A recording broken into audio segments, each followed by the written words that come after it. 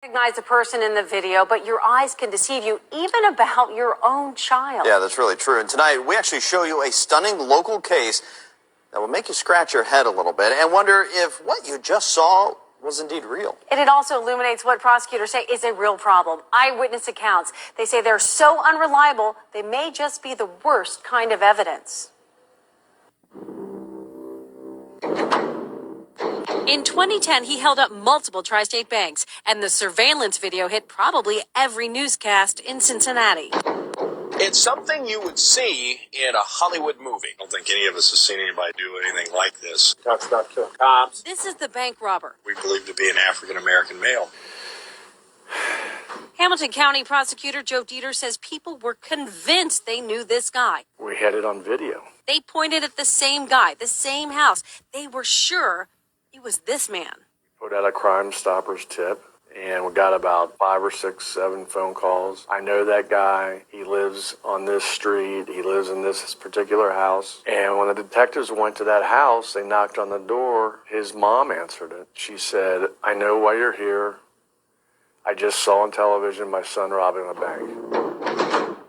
This is that woman's son. Take a look. He looks incredibly like the guy in the surveillance video. Police took the son, whose identity we were not given, into custody. Then they got a call from another woman who said they had the wrong guy, that it was her boyfriend who robbed the bank, and this is her boyfriend, Conrad Zerdiak.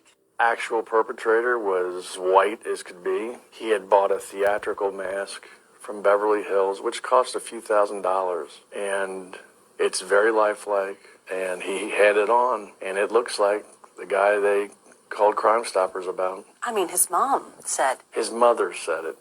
He did it. He did it. It looked just like her son. Sunglasses covered Zerdiak's blue eyes. Gloves covered his hands. That just tells you don't believe what you see all the time, because you could be dead wrong. Joe Dieters will no longer take one person's word for it, ever since this man was wrongly imprisoned for rape based on one person's identification. You can't rely solely on identification. It's a recipe for some type of disaster. And I think a disaster is an innocent person in prison. He says eyewitness accounts are the worst kind of evidence. I would consider identification as one piece of evidence. It should never be the only piece of evidence.